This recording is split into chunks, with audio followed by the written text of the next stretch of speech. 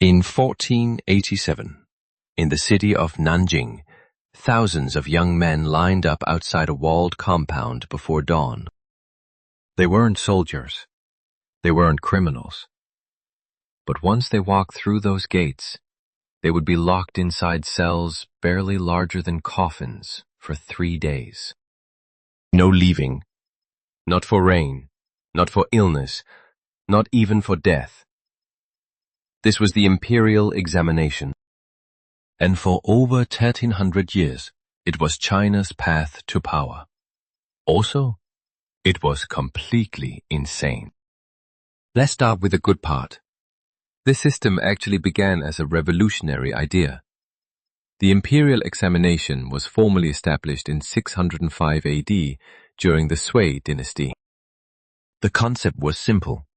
Instead of just handing power to nobles because their dad was a noble, China would select government officials based on merit. In theory, a poor farmer's son could study hard, ace the exam, and become a high-ranking official. No birthright required. For medieval times, this was radical. Europe was still doing the whole "your last name determines your entire life" thing for another 1,000 years.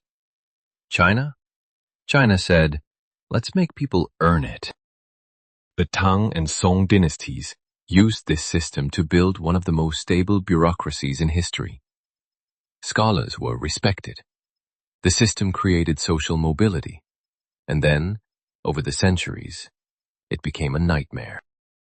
By the Ming dynasty, the Imperial Examination had evolved into something closer to psychological torture. You arrive at the examination compound before dawn. You're searched. Then you're led into the compound, and you see them. The cells. Rows and rows of tiny brick cubicles stretching as far as you can see. Each one is about 1 meter wide, 1.5 meters deep. Bare brick walls. Open at the top, so guards in towers can watch you at all times. Inside each cell, 2 wooden boards, a small bucket, ink, brush, and paper, and whatever food you manage to bring from home. The boards serve as your desk during the day. At night, you stack them together and try to sleep on them. The exam lasts 3 days and 2 nights. The gates are sealed once you enter. No one leaves. And this is my favorite horrifying detail. Not even for death. Historical records describe corpses being quietly wrapped in straw mats and removed from the compound. So what were these people being tested on? Confucian classics? Text written over 1,000 years earlier? But memorizing them wasn't enough.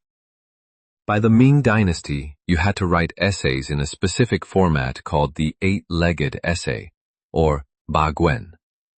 And when I say specific format, I mean rigid. This wasn't a test of ideas. This wasn't a test of creativity. This was a test of disciplined conformity.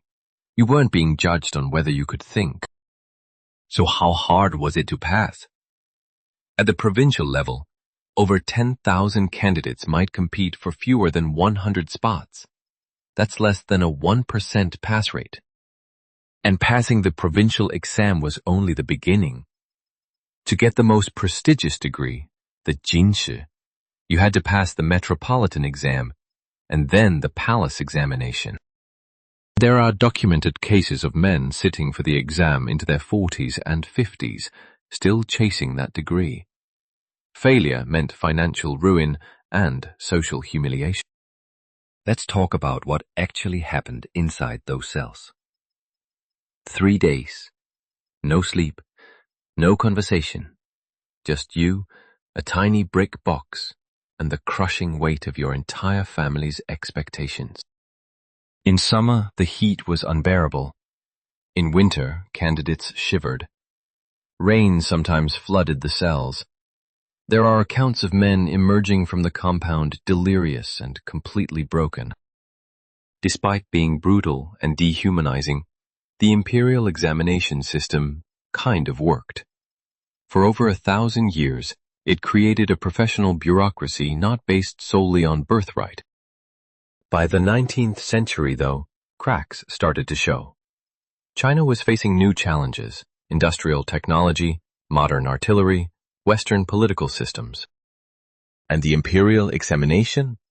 Still testing people on Confucian texts written 1,500 years ago. No math, no engineering, no science. In 1905, after more than 1,300 years, the Qing dynasty officially abolished the Imperial Examination. The brick cells fell silent. So here's what we learned. For over a millennium, China locked its brightest young men into coffin-sized cells and called it a path to success. Because inside that narrow brick space, they believed, was the doorway to destiny. The Imperial Examination was absurd, cruel, and psychologically devastating. And it worked, until the world changed and it didn't anymore. Which raises an uncomfortable question. How many systems do we have right now that seem normal, that future generations will look back on and say, wait, they did what? Food for thought. Preferably not while locked in a brick cell.